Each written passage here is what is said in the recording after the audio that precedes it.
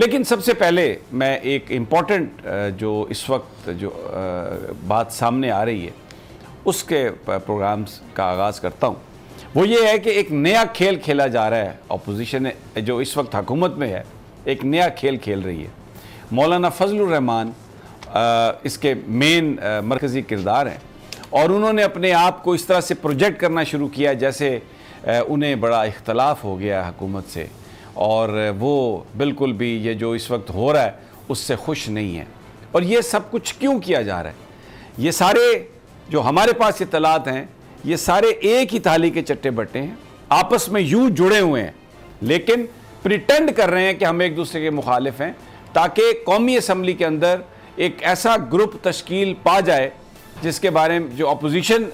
जिसको बनाया जाए और फिर जो इम्पोर्टेंट जो तकर्रियाँ हैं, चेयरमैन नैब है, इसके अलावा और बहुत सारी इम्पॉर्टेंट चीज़ें हैं इलेक्शन रिफॉर्म्स के हवाले से, कि उसमें फिर वज़ीर आज़म शहबाज शरीफ और ये जो एक सो कॉल्ड अपोजिशन जो बनाई जा रही है ये मिलकर फैसला करें कि जनाब ये करना है, आपस में तय करके, और कौम को ये बताया जाए कानूनी तकाजे पूरे करने के लिए कि जनाब ये अपोजिशन है। हम कहानियाँ सुनते थे बनारसी ठगों की, लखनऊ के ठगों की, लेकिन ये जो हमारे सियासतदान हैं ये जिस तरीके से इस वक्त ये चीज़ों को लेके आगे जा रहे हैं, एक मुल्क में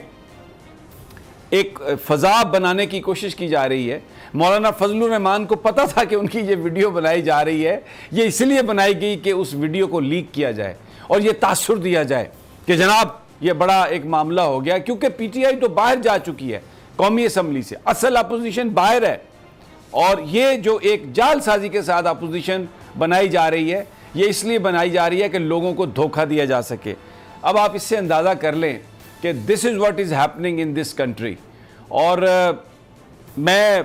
और भी बहुत कुछ बयान कर सकता हूँ लेकिन मैं ये आवाम पर छोड़ता हूँ इस बात को, वो ख़ुद समझ सकते हैं कि एक बड़ा ड्रामा जिसकी बुनियाद झूठ है, जिसकी बुनियाद मकरो फ़रेब है, जिसकी बुनियाद पाकिस्तान के लोगों को, पाकिस्तान के इदारों को धोखा देना है और ये तासुर बनाना है कि जनाब ये देखें ये हम अपोजिशन में हैं। इनकी लड़ाई नहीं है, इनका आपस में जिस तरह एक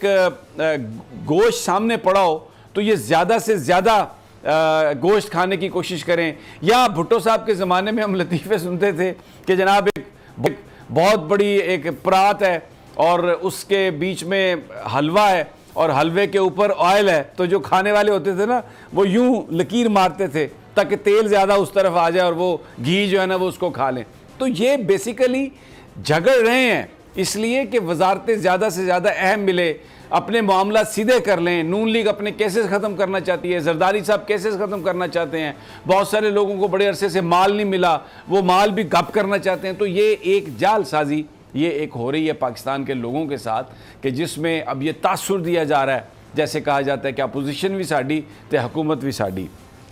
अब जो दूसरी खबरें हैं उस पर मैं आपको तफसील बता देता हूँ जो आज हमने बताना है। इमरान खान साहब साबिक वज़ीर-ए-आज़म पाकिस्तान की बड़ी इंपॉर्टेंट गुफ्तगू हुई है सहाफ़ियों के साथ, उनके बीट रिपोर्टर्स, और उसमें चंद यूट्यूबर्स को भी इनवाइट किया गया था जहाँ पर उन्होंने बड़े नपे तुले अंदाज में गुफ्तगू की है और एक प्रियम्पटिव उन्होंने स्ट्राइक की है। चीफ इलेक्शन कमिश्नर के हवाले से उन्होंने बड़ी खुलकर बात की है और आज उन्होंने कौम को ये बताया कि वो एस्टेब्लिशमेंट की चॉइस हैं।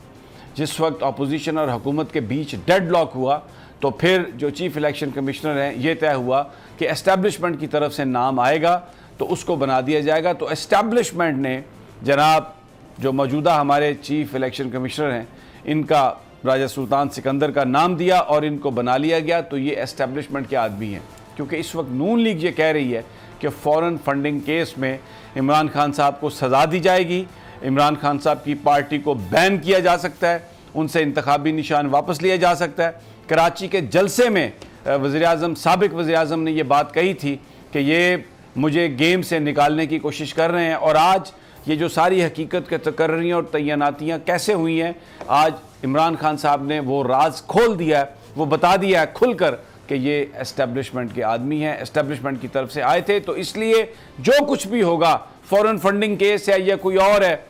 जो भी फ़ैसला होगा ये फ़ैसला फिर ये कहा जा सकेगा कि ये फ़ैसला इस्टेब्लिशमेंट की तरफ से आया। आज उन्होंने गुफ्तगू की और भी बहुत सारी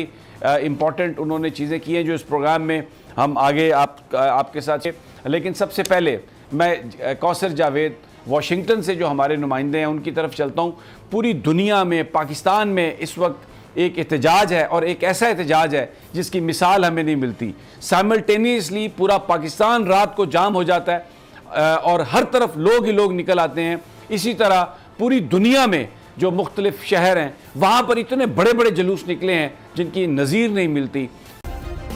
सब्सक्राइब करें और बेल दबाएं ताकि कोई खबर रह न जाए।